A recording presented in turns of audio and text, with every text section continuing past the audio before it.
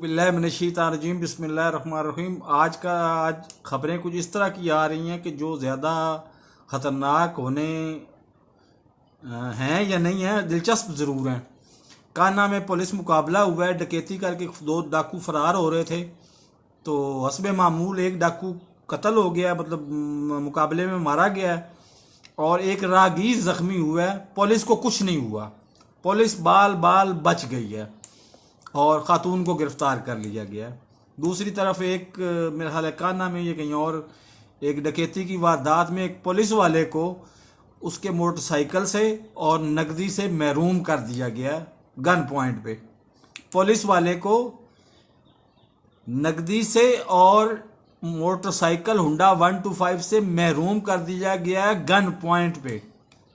अब यहाँ से अंदाज़ा लगा लें अमनो अमान की सूरत हाल का। आईजी साहब का आज पहला दिन है अमली तौर पर, मैं उनको कुछ नहीं कहूँगा। यहीं से अंदाज़ा लगा लें कि हमारी पुलिस की हालत क्या है। क्या ये जराइम